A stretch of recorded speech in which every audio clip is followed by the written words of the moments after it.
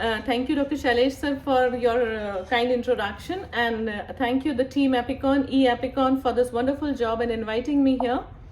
I will be taking you through a very interesting journey of gliptins. So, find the differences. We have been playing this puzzle since our childhood. Almost similar images, and we were asked to find the differences. So, the same job has been assigned to me today again, and I feel just the same. So, which one and why? So, beginning from anagliptin, allogliptin, sitagliptin, vildagliptin, gemigliptin, saxagliptin, linagliptin, and teneligliptin, the age molecules which we have, two are already out, as Dr. Shailesh rightly said, that we are working with 6 of them because 2 are not available with us in India. So we are left. Sir, can I request Dr. Prasad to mute himself, please? So the six molecules that we have in our hand with which we are working, as Dr. Shailesh rightly said, they have some structural differences to begin with. So some of them are non-peptidomimetic and some of them are peptidomimetic. So that is at the molecular level. So how does this molecular difference affects us in our clinical practice? If we come across, we will find that some of them have substrate enzyme blocking effect. Specifically, Vilda and Saxa are the enzyme blockers, the substrate enzyme blockers, whereas we find Lina and Sita are competitive inhibitors or competitive blockers. Then we come to the most important question, that will they require dose adjustment with comorbidities? So yes, Vilda, Saxa and Sita, all three require dose adjustment with renal impairment, whereas linagliptin is one of the molecule which does not require any dose adjustment with renal impairment. Then comes the most important question of drug interaction. Then saxagliptin has been found to have the maximum drug interaction because of its action at P450 level. So the metabolism of saxagliptin by P450 makes it vulnerable for drug interactions. So how does these smaller differences at molecular level affect the pharmacokinetics and the pharmacodynamics of the different molecules? If we look at it, we find that the therapeutic doses of all the molecules is different, beginning with 100 milligrams OD for Sita to 50 milligrams BD for Vilda, 5 milligrams for Saxa, and linagliptin we are using 5 milligrams OD. Again, you will find that the half-life is different, and it is the maximum for linagliptin and it is short for Vilda and Saxa. Administration depends not only on T-half, but as we will see as we move across, also upon the metabolites that are formed, the active metabolites that are formed, the protein binding that is there, and you find that yes, there are active metabolites with saxagliptin available. Then what is the fraction bound to proteins? Again, it is Lina which is highest bound to the proteins, and that is why it is very long acting, and OD dosing is recommended. Renal excretion, most of them have renal excretion, but again Lina has a low renal excretion, and that is why it is quite safe with renal failures. Drug interactions are maximum with saxagliptin, and so it requires dose adjustment with certain molecules. So these are the pharmacokinetic and pharmacodynamic differences. Then comes the most important question, the DPP4 inhibitor. So how specific or how selective are these gliptins to DPP4 enzyme? So you will find that sitagliptin and allogliptin are highly selective, whereas Vilda, Saxa and Lina are moderately selective.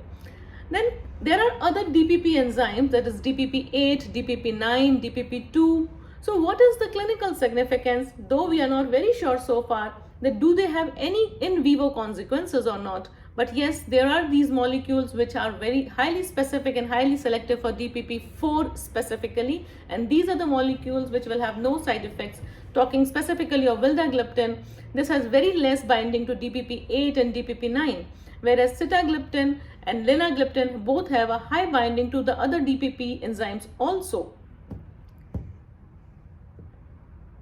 So DPP4, how do they act? DPP4 inhibitors, actually when there is food, there is glucose load, there is release of GLP, endogenous GLP-1 and GIP, which are inhibited by the enzyme DPP4. And so this DPP4 inhibition gives us a prolonged action of GLP-1 endogenously, and this is the mechanism of action of DPP4 inhibitors.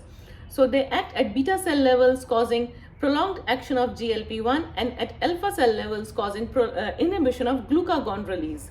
So these are the molecules that help us in blood glucose control. And this is a group of molecule which gives us a good blood glucose control without the risk of hypoglycemia and without the risk of weight gain. So talking once again at the mechanism of action, that how do they block this enzyme DPP4? Coming back, the SITA group and the SITA and linagliptin are bound non-covalently, whereas Vilda and Saxa, though they have a short T-half, but because of their covalent binding, they become long-acting. So the non-covalent interactions are more stronger bonds that gives us a slow dissociation, and they are molecules with less of T-half, but still they have prolonged action. Another important point, that the enzymatic binding of Vilda and Saxa is not only covalent, but also it is a substrate inhibition, so that is non-competitive blocking. So even when the drug is removed from the system, the enzyme inhibition is prolonged. So these are the basic the molecular structural differences amongst the various molecules that gives us the clinical benefits, like vildagliptin is substrate-based inhibition, causing fast binding, tight binding, equilibrates fast, and gives us a slow dissociation. So it is a molecule which gives us a prolonged DPP4 inhibition. At the same time, sitagliptin is a fast binding and also fast dissociating molecule. Saxa is a fast binding and slow dissociating. Lina again is a fast binding and slow dissociating molecules. So these benefits, these features, they give us the clinical benefits that these molecules can be used OD, and these molecules will give us almost a complete 24 hours DPP4 inhibition. So now clinically, how do we assess these molecules, or how do we judge these molecules? So these are the various parameters that we take into consideration, that what is the mean amplitude of glycemic excursion, that is what is the glycemic variability, how much the time is spent in the ideal target blood glucose range, what is the chances of controlling overall hyperglycemia, postprandial hyperglycemia, basal hyperglycemia, what are the side effects that we will come across specifically in terms of weight gain and hypoglycemia. So we have a lot of monotherapy trials with almost all of the molecules, may it be LO, ANA, LINA, Saxa, SITA, teneligliptin or vildagliptin. But the question here is the comparison. And unfortunately, or because of various reasons, we do not have many head-to-head trials amongst the various molecules of the same class. So comparing one apple to apple is a little different. It's difficult. We can compare one apple to orange, but now we are here choosing between two apples, that is two molecules of the same group. So we don't have much head-to-head trials, but still whatever data we have from that, choosing from that, we find, as we have talked, because of their molecular and enzymatic differences, the binding differences, vildagliptin is a molecule which binds fast and dissociates slowly, and that is the reason that this is giving us a better control, the better DPP4 inhibition over 24 hours and with less of the drug exposure. So vildagliptin is preferably clinically given as BD dosing because it gives us overnight DPP4 inhibition also, and OD dosing is given when we are using the molecule with sulfonylurea. So with DPP4 inhibition on a prolonged basis, we get prolonged GLP-1 levels with Vilda, and we get a lower glucagon levels. So this is a study which is showing that vildagliptin is giving us a better GLP-1 level and lower glucagon levels. Now this was a probe study, which is another head-to-head study between Vilda and SITA, and both the molecules have been added as an add-on therapy to metformin, and they have shown that the mean amplitude of glycemic excursion was almost comparable between the sitagliptin group and the vildagliptin group, and you will find that the time in range which was spent was better with vildagliptin, maybe because of the BD dosing. Similarly, you find that the overall hyperglycemia, specifically if I talk of the basal hyperglycemia or the postprandial hyperglycemia, the Vilda was taking a little edge over the sitagliptin in giving us a better time in range achievement. The time spent in the range was better with vildagliptin. Adverse effects, if I talk of, again it was found that the number of hypos were almost comparable in the two groups, the Vilda and sitagliptin. though the severe hypos were reported in 2 of the patients of sitagliptin group, and no severe hypo was actually reported in the vildagliptin group. Another study which was comparing the reduction of oxidative stress and inflammation in the two groups again took the Sita and Vilda. Probably these were the two molecules which were initially in the market. Sita was the first gliptin and Vilda followed. So probably most of the studies are comparing Sita and Vilda, and we find that the inflammatory markers have been reduced by both the molecules, both interleukin 6, interleukin 18, nitrotyrosine. All the three were reduced significantly by both the groups Sita as well as Vilda. Then the Eroda et al., which was another meta-analysis, has given us a comparative study of DPP-4 and the GLP-1 molecules, and they have interestingly shown that all the DPP-4 had almost comparable HbA1c reduction except Vilda, where the Vilda has shown a HbA1c reduction to the tune of comparable to GLP-1RA. So Vilda has given a little better HbA1c control, and the data again from various studies, the Razo et al. Or Charbonnel study or the DiFronzo study, has again shown that the percentage of patients with achieving the HbA1c in target, it was found that the data was almost comparable, but of course the data was almost better with vildagliptin once again. So DPP-4 when added to glimepiride, again it was found that the percentage of population within the target was better with vildagliptin, OD dosing or BD dosing. The number of hypos were very less with vildagliptin added on to glimepiride as compared to sitagliptin. Again, the data from meta-analysis, when the gliptins are added to insulin and compared to placebo, it was found that the HbA1c reduction was much better with vildagliptin added as compared to placebo, and the number of hypos were definitely less. When sitagliptin was compared as compared to placebo, again it was found that HbA1c reduction was definitely much better as compared to a placebo, and the number of hypos, yes, were a little more when compared to placebo. So the message is that gliptins are a group of molecules that can be safely added to almost any other molecule to achieve a better HbA1c control with no hypos and no weight gain.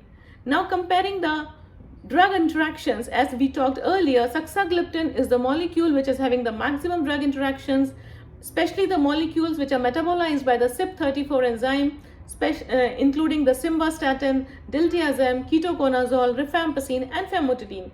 So these are the group of molecules that have shown drug interactions, especially with saxagliptin. Coming to the most important point, that is the cardiac safety of gliptins. We have now a number of CV safety trials with, to name a few, the TICOS trial or the EXAMINE trial, the SAVOR-TIMI trial, and the latest which we have been studying is the CAROLINA trial. And all these CVOT trials have given us a data that most of the gliptins are CV safe and they can be safely used. And specifically the CAROLINA trial, if I talk, has in fact told us that gliptins, especially linagliptin, has a beneficial role in cardiac patients. So talking about heart failures, the SAVOR-TIMI trial has given us a warning signal that yes, saxagliptin should not be used in patients with heart failure because they increase the hospitalizations due to heart failure. Otherwise, we have that these molecules are decently safe in cardiac patients.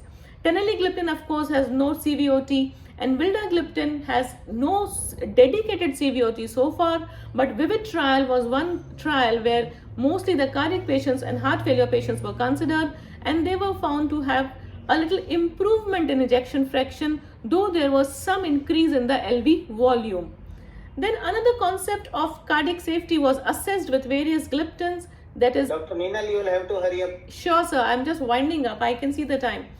The arrhythmogenic potential was compared, and it was found that Teneli had some QTc prolongation, but other molecules were significantly safe. So it has been recommended that gliptins are CV safe molecules now. Another important question is the renal safety. Again, I will talk in very brief that renal safety, Lina is one molecule which does not require dose reduction, so renal safety goes without saying for Lina. Other molecules definitely need dose reduction, be it Vilda, be it Sita or saxagliptin. So looking at the complete picture, Vilda, we need to be safe when we talk of renal safety and liver safety. Saxa in heart failure, we do not use it. Tenali is still a question mark. Lina goes without saying, it has proven safety in renal safety, liver safety, cardiac safety. So one of the safest molecule. Up just even in hepatic failure patients, Lina has proven to be safe, and Vilda is not recommended.